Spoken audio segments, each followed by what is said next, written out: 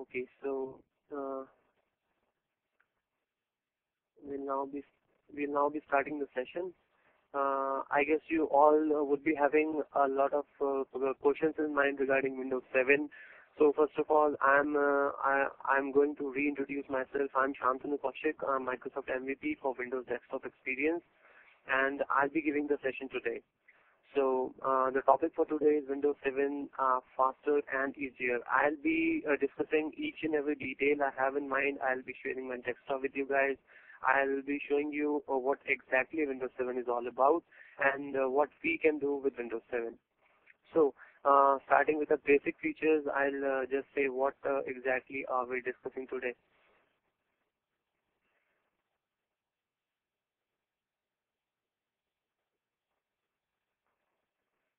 So we are discussing the new features, what is faster and interactive. We'll be discussing the best feature in Windows 7, that is the taskbar, and all new is all good. The hardware support, the new add-ons, and everything. So I'll just continue to give a small introduction about the taskbar first. So the improved taskbar and full screen previews. I'll be sharing my desktop right now. I'll share my desktop in just a second.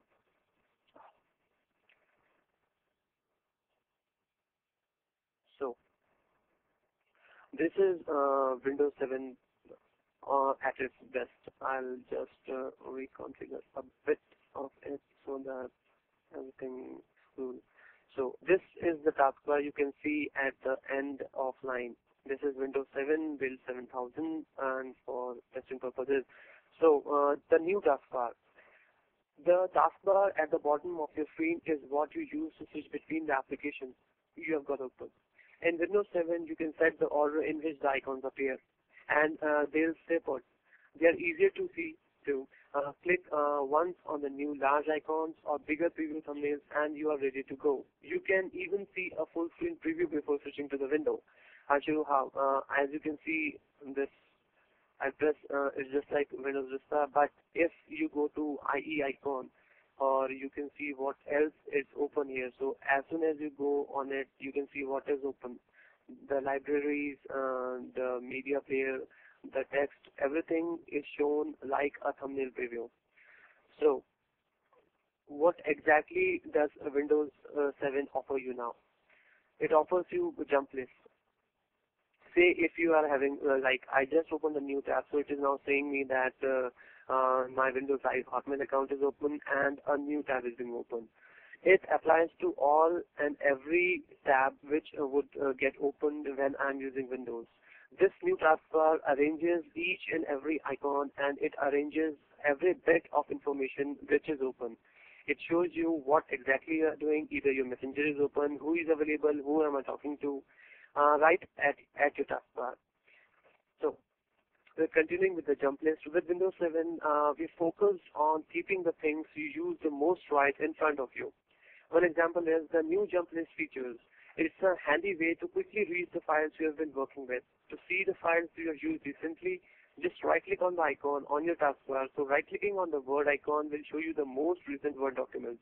Plus, if there are other files you want to keep handy, you can just pin them to the jump list. Isn't that great? You can just have everything you need right in your jump list. Like showing this, there is a library. I'll show you what exactly is in here. So you can see every bit of information I have here. So what is in my own Explorer. You can pin and unpin items from here. You can even see what exactly am I doing on the internet, what exact site do I want to open again and again. If I want to open a particular site, I'll just right click. So the jump list is ready. The jump list is ready. You'll right click on the icon and you'll open what you want to. Same applies with our media player and our messenger and anything else. Anything related to the same category. Either it's a text document, it's a Word document, or anything. So it is a new way to work with Windows. Windows 7 simplifies how you work with the Windows on your desktop. I'll just open up my computer icon, and here you see the new UI. Everything is a bit related to Windows Vista, but the basic difference is the simplicity. Windows 7 gives you the simplest of everything you need, you want, and you can ever think of. I'll be discussing more about Windows, its features, and everything I have to tell you within this webcast. So, Windows 7 simplifies how you work with the windows on your desktop. You'll have more intuitive ways to open, close, resize, and arrange them. You can drag open windows to screen borders. You will no longer have to click on tiny objects in the corner of a window to make it to do what you want to. Maximize a window by dragging its border to the bottom of the screen and return the window to its original size by dragging it away from the top of the screen. Drag the bottom border of a window to expand it vertically. It's easy to copy files or compare the content of two windows by dragging the windows to opposite sides of the screen. As your touches the edges, the window will resize to fill that half of the screen.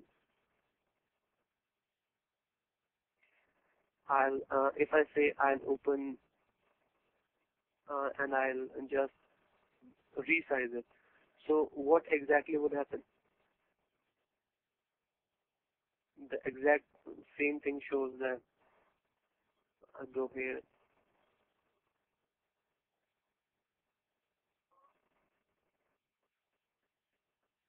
See, so as soon as my window touches the edge of the screen, my cursor touches the edge of the screen, the windows get resized. Isn't that great? So this is it. So this is the basic features, the new ways to work with Windows. So to see all your desktop gadgets, just drag your mouse to the lower right corner of your desktop. That makes the open windows transparent, making your desktop and the gadgets on it immediately. So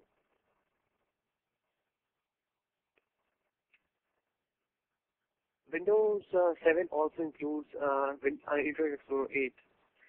As you all know that IE8 is now available for Windows Vista and every other version of Windows as well. So you can always use IE8 with Windows 7. There are some more features I'll talk about, some called instant search.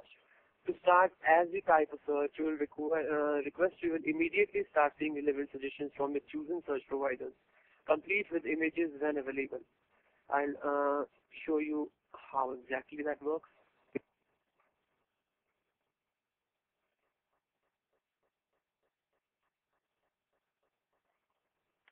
What exactly do I need to open? I need to open the Microsoft Windows site. So as I start to write Microsoft and it exemplates my search and it gives me what exactly I want. So what about the device management? One of the great things about PCs is how they let us use such a wide array of devices. In the past, you had to use several different screens to manage different types of devices. But with Windows 7, you will use a single device and printer screens to connect, manage, and use whatever printers, phones, and other devices you have on hand. A new technology in Windows 7 is called the device stage that takes device management a step further. Device stage helps you interact with any compatible device connected to your computer. From device stage, you can see a device status and run common tasks from a single window. There are even pictures of the devices which make it really easy to see what's there. I'll try and open it for you.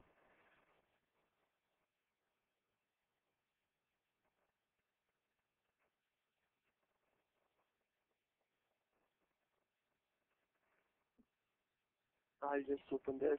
So here it is.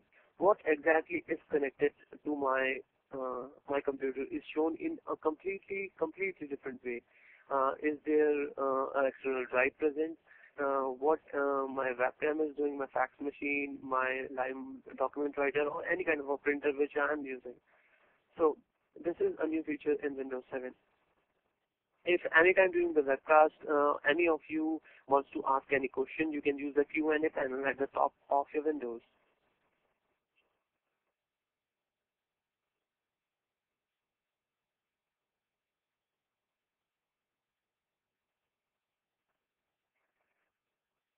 So there is another feature called Home Group. Setting up a home network can be complicated. With PCs running Windows 7, a home network will be easier to set up and a lot more useful. Home Group makes it easier to connect to other computers and devices on a wireless home network.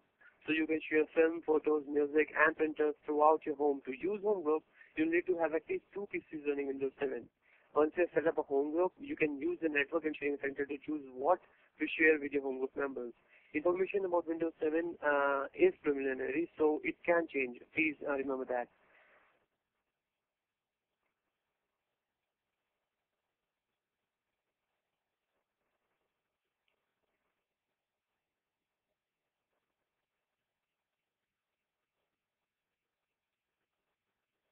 So right here near my cursor, you can see that a home group is been set.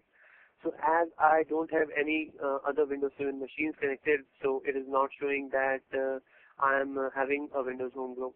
If I had a Windows home group, right when you start your network wizard, it gives you a password, a lengthy password, a secure password, so that you can use it to create your own home group and use it securely to share everything you want to.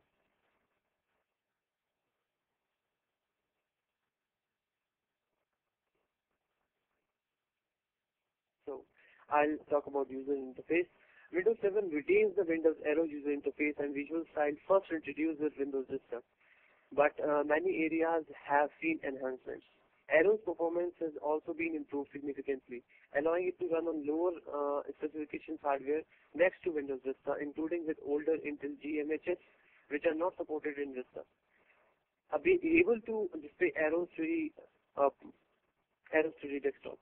Then a Windows Display Driver Model 1.1 driver is used in conjunction with a DirectX 10 capable video card. The desktop window manager uses significantly less memory, and the amount of memory used will remain constant regardless of how many windows are open. As you can see, this is the Windows the desktop you are seeing. I'm showing you the Windows desktop. It's quite like the Windows 7 desktop. Beg your pardon. It's quite like the Windows Vista desktop, but many things are changed. Many enhancements are there. I'll talk about the enhancements. So, Windows 7 desktop supports for themes has been extended with Windows 7. In addition to setting the colors of the window chrome and the desktop background, themes in Windows 7 include a sound test, a default screensaver, and desktop slideshow settings, a new control panel interface accessible through the personalized content menu item on the desktop. It has been introduced, which provides the ability to customize and switch between themes, as well as download more themes from Microsoft's website. I'll just right click on here and go to personalization. So you can see there is a different kind of a site theme overview of Windows 7. What exactly theme you can use. The sound panel is here, the color panel is here, the desktop background panel is here. Everything has been set so that you can preview the image, you can see what colors and themes you are using. It is there to make your life easier.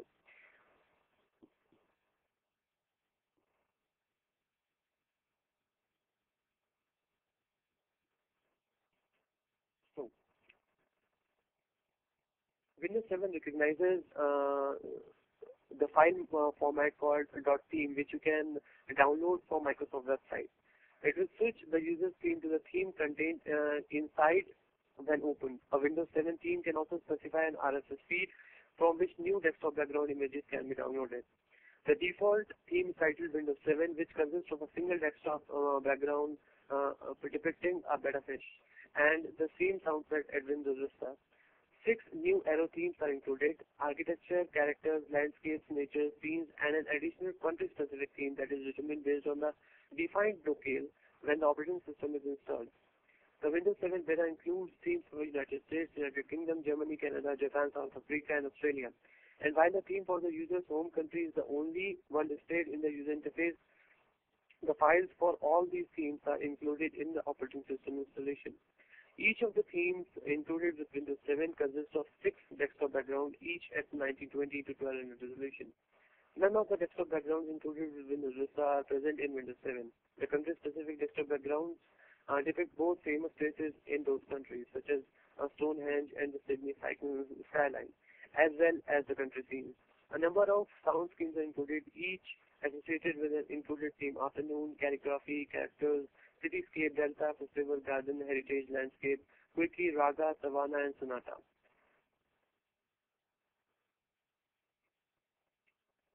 Desktop slideshow. So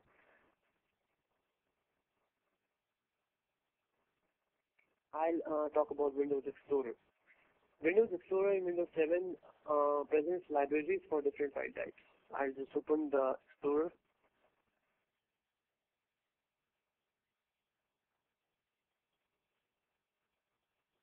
Okay. So as you can see that libraries are present for different file types: documents, music, pictures, videos. Libraries are virtual folders that aggregate content from various locations, included share folders on network systems, and presents them in a unified view. Libraries are accessible from the Start menu, Windows Explorer, as well as the Open File and Save File dialog. Searching in the library automatically federates the query to the remote systems, in addition to searching on the local system, so that files on the remote systems are also scoped by the search. Unlike search folders in Windows Vista, libraries are backed up by a physical location, which allows files to be saved in the libraries. Such files are transparently saved in the backing physical folder. The default save location for a library may be configured by the user, as can the default view layout for each library. By default, a new user account in Windows 7 contains 4 libraries for document, music, pictures, and videos. These are configured to include the user's profile directories for these respective file types, as well as the computer's public folder. User can also create their own libraries and remove the pre-configured libraries. I'll talk about the federated search. Windows Explorer also supports federating search to external data sources such as custom databases or web services that are exposed over the web and described via on open source definitions. The federated locations descriptions for the search connector is provided as a .osdf file. Once installed, the data source becomes queryable directly from the Windows Explorer. Windows Explorer features such as previews and thumbnails work with the result of a federated search as well. So, what about the Start menu?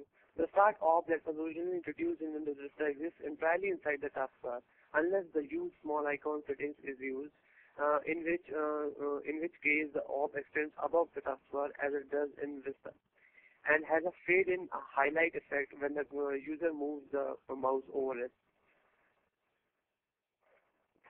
So, we have federated search. So as soon as I open it, I'll just type anything called for Windows, and as it is searching, it shows me that I have Windows Media Center, Windows Explorer, Windows Media Player, Live Messenger, Firewall, Defender, Slideshow, Card Space, and everything that starts with Windows. This is the basic thing which is quite differable in Windows Vista and Windows 7. Windows 7 gives you better results in lesser time. As I want to search up Microsoft or anything like that. This is called a Start menu search aggregation. I'll repeat that anytime during this webcast. If you want to ask a question, you can use the Q&A panel at the top of your window. So Windows 7 Start menu retains the two-column layout of its predecessor with several functional changes. The documents, pictures, and music buttons now link to the libraries of the same name. A device and printers option has been added that displays a new device manager. The shutdown icon in Windows Vista has been replaced with a text click indicating what action will be taken when the icon is clicked. The default action to take is now configurable through the taskbar and Start menu properties window. There are no longer any default print applications. Taskbar jump lists are presented in Start menu via a guillemot. When the user moves their mouse over the guillemot or presses the right arrow key, the right-hand side of the Start menu is widened, replaced with the application's jump list. Right, and like this. When I say like this. So as I told you before, these are the jump lists.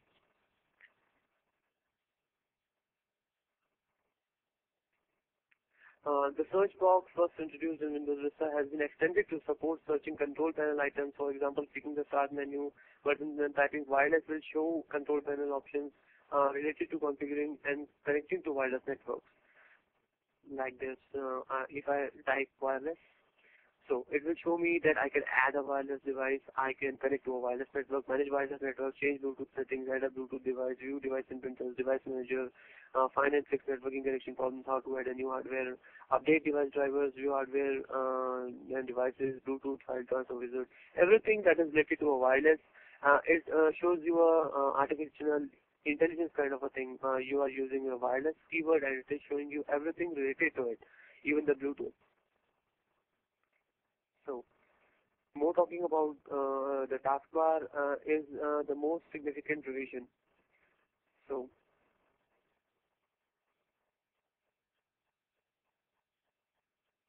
Windows 7 desktop shows you some features like Windows Management mouse gestures, arrow snap, Windows maximizing and telling. Windows can be dragged to the top of the screen to maximize them and dragged away to restore them. Dragging a window to the left or right makes the screen to the half, allowing it. As I told you, arrow shake allows users to clear up and clutter on their screen by shaking a window of their choice with the mouse. All other windows will minimize while the window the user shook stays active on the screen. When the window is shaken again, they are all restored. Just like I'll open some more. So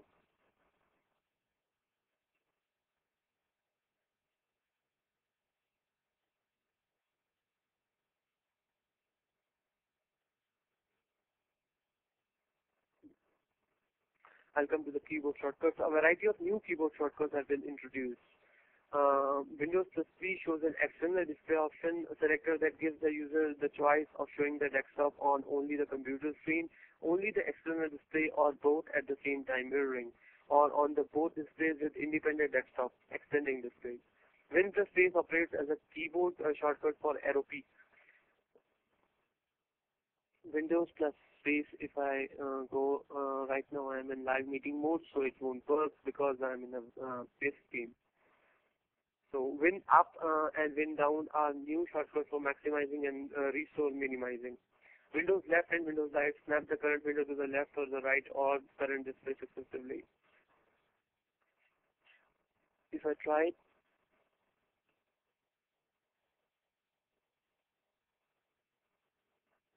so it doesn't work. So Win plus Shift plus left and Win plus Shift plus right move the current window to the left or the right. Windows plus P provides keyboard focus to the taskbar, then cycles the keyboard focus to taskbar items. Win plus 1 through Win plus 0 provides immediate shortcuts to the first 10 paint taskbar items. Previously, this launched items from the quick launch. Win plus G displays all the gadgets above other windows. Win plus plus and Win plus minus sign zooms the desktop in and out. Shift plus click or middle click starts a new instance of the application regardless of whether it's already running. Control plus Shift plus click starts a new instance with administrative privileges.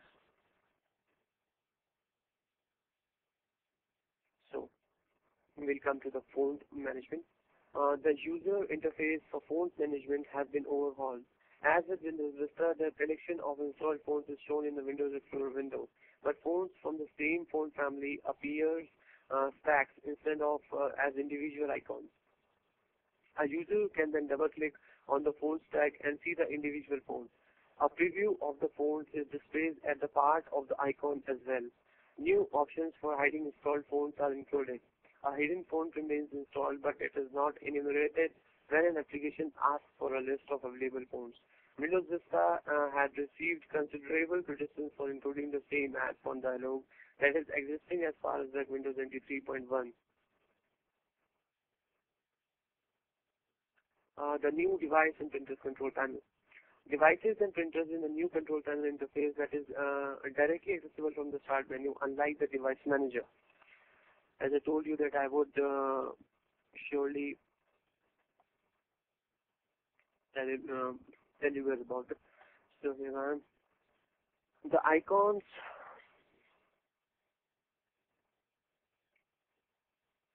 The icons here are more precise.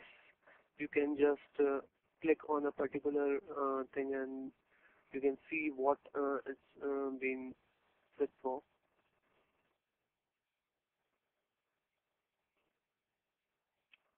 So,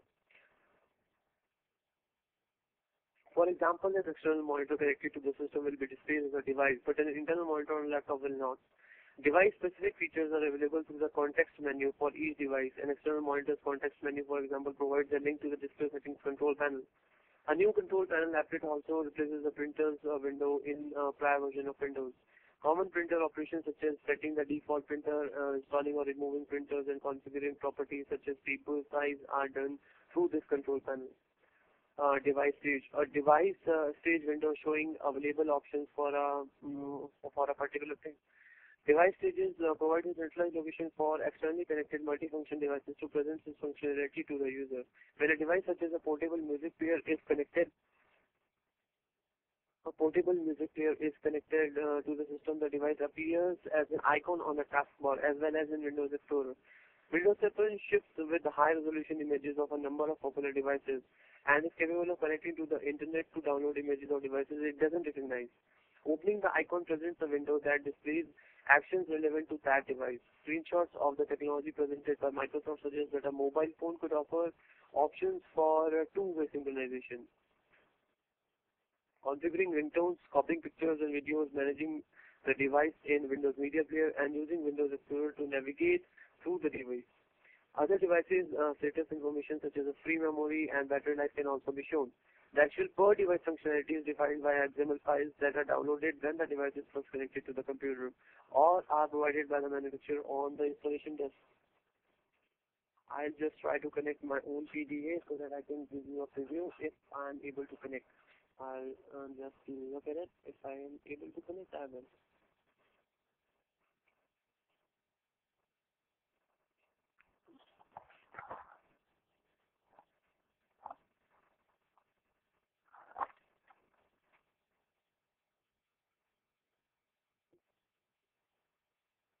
I'm sorry, right at the moment I'm not able to connect it. I'll try connecting it through the Bluetooth.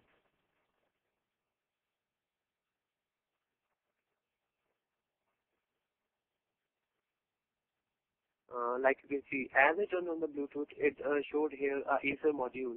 Acer module is represented like it's a Bluetooth thing. So it's a Bluetooth radio. So it is shown with a high resolution image. I'll see if turning on the Bluetooth will show my.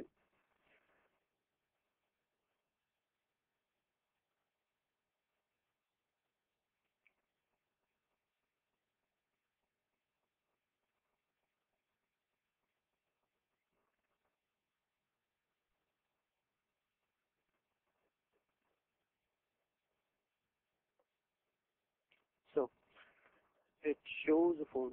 Yes.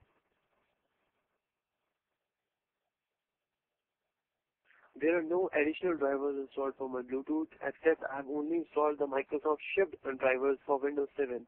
There is nothing that I have downloaded externally to use with my device and to have it shared.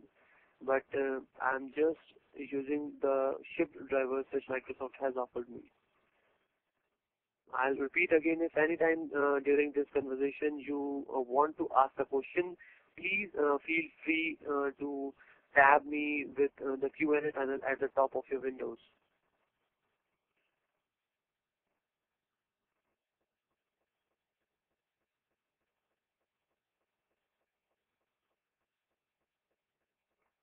So it's not right now searching. I guess I'm out of luck.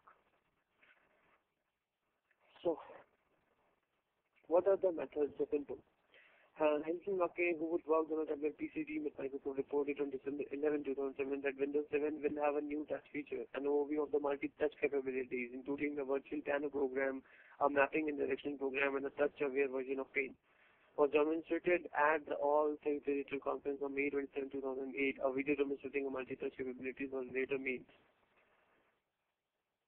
So Windows 7 was a major topic of technical sessions.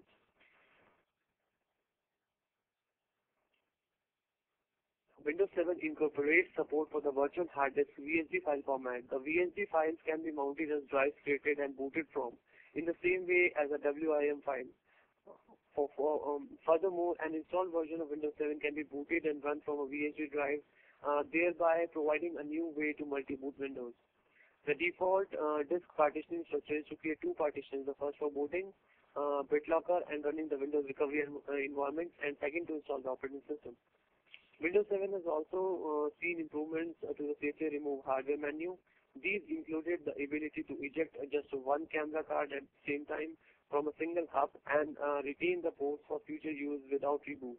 And removable media is now also listed under its label, rather than just its drive letters like it was from Windows ME 2000 XP and Vista. Windows Explorer now by default only shows ports from a card reader in my computer menu which actually have a card present. What about the boot performance? According to the data gathered from the Microsoft Customer Experience Improvement Program, 35% of Vista SP1 installations boot up in 30 seconds or less. The more lengthy boot times on the remainder of the machines are mainly due to some services or programs that are loaded but not required when the system is first started. Microsoft's Mike Fortin, a distinguished engineer on the Windows team, noted in August 2008 that Microsoft has set aside a team to work solely on the issue, and that team aims to significantly increase the number of systems that experience very good boot times. They focused very hard on increasing parallelism of driver initialization. Also, it aims to dramatically reduce the number of system services along with their processor, storage, and memory demands.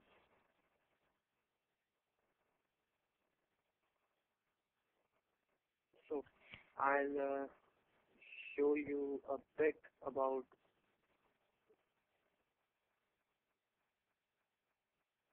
Okay, I'm hearing that my voice is echoing. Is that so? I'm really sorry if my voice is echoing, but I'm trying my best to go for the best available option. Okay, there is a action center. When you open, it's displayed right here where my cursor is. There is a flag type of option. The Action Center is the basic thing which was called a security center in Windows Vista or Windows XP.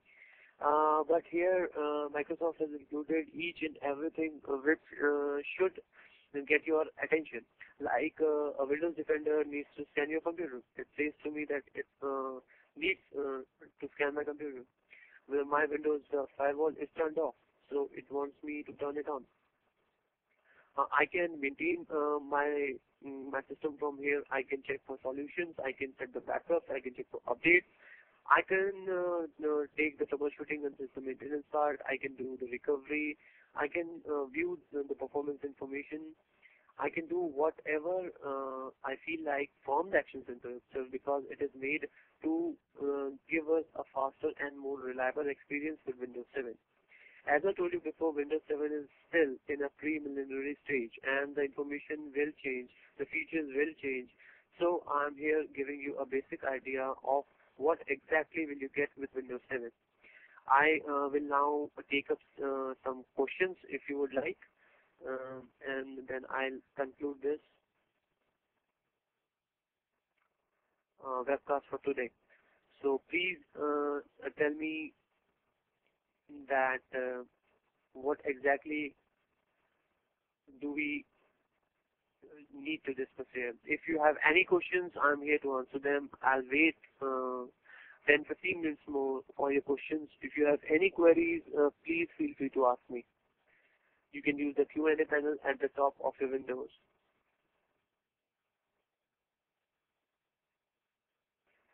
We'll also be having multiple webcasts on 23rd and 27th, and we assure you that they will start at 4, so you don't have to worry about a delay program. So please feel free to join the next webcast on 23rd. We'll discuss more about Windows 7 then, and please, if you have any questions, ask them.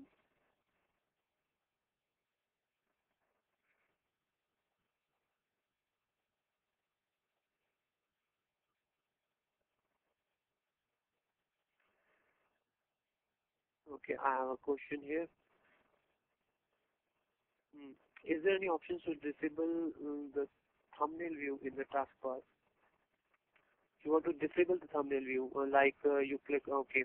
You can just set your theme to the basic theme so that every piece of the arrow information will go out. If you want to just disable the thumbnail view, I guess it will be a hard thing.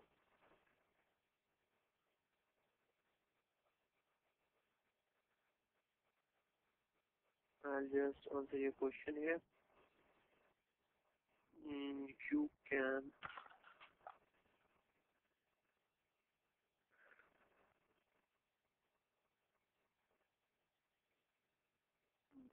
by selecting the basic themes from the personalization menu.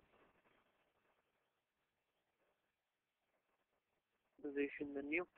You can right click on your desktop and you can go to personalize, and then you can just simply choose the themes and the effects you want to. Here, I would not share the desktop again, I'm sorry, but you can go to the personalization and you can change the themes you want to.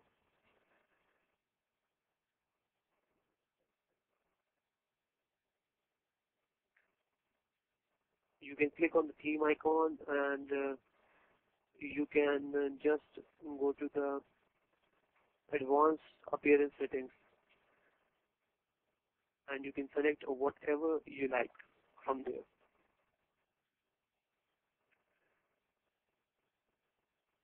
If that doesn't solve your problem, please feel free to ask me again. I would love to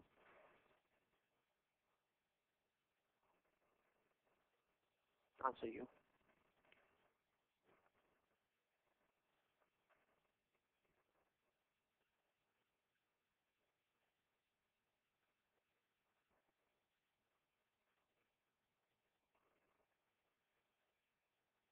Can we do it along with the arrow theme enabled? Okay, I'll answer your question in a while. Please give me a minute.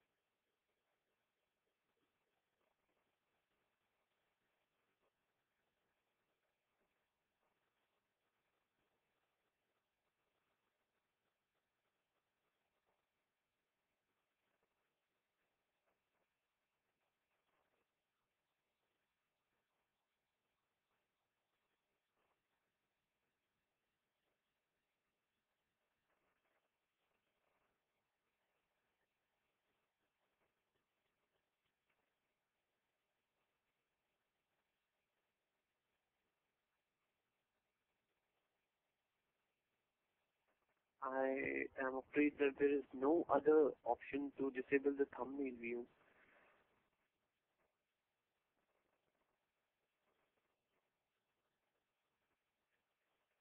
Okay. Any benchmarking data available? Okay, the question just changed. Okay, what is the minimum hardware configuration required for Windows 7 installation? Sanjeev, the minimum hardware configuration required is just about same as Windows Vista.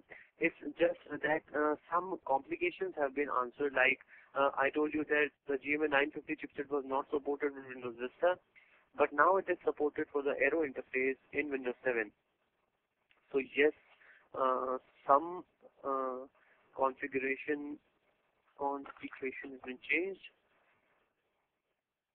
Configuration has been changed, but almost all of them remains the same. If you want to ask me that whether whether it is whether the RAM concerned is less or no. No, it requires minimum 512 MB RAM as Windows Vista did. But right now the RAMs are very cheap to afford, so it's no problem, I guess.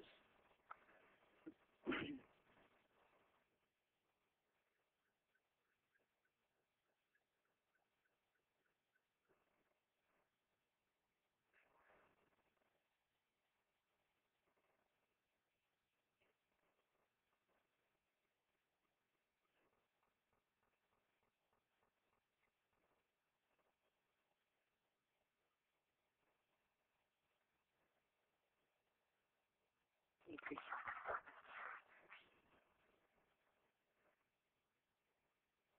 So there is no other option to disable the thumbnail view.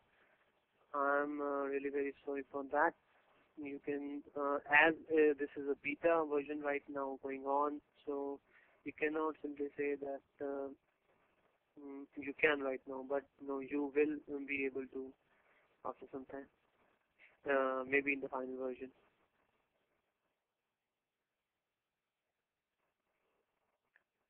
If there are any more questions I could answer for you, so I'm happy to. Please ask them with the Q&A option.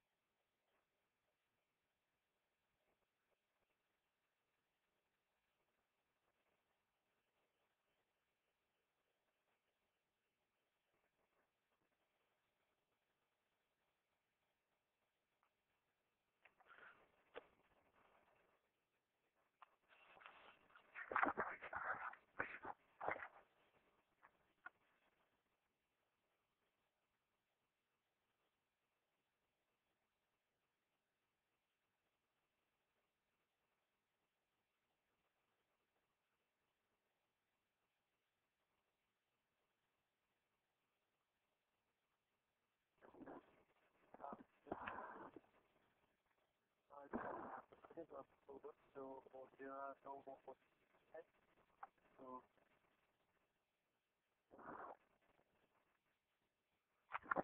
So, we'll be ending the session as there are no more questions available for me.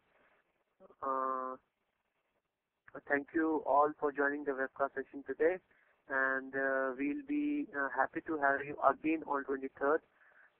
You can check back the schedule on microsoft.com/India/webcast for more webcasts for me and other speakers. I hope you liked the session today, and we apologize for the delay with the session today.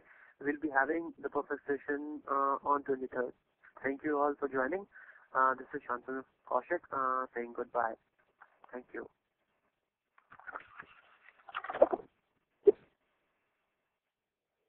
Shantanu is now exiting.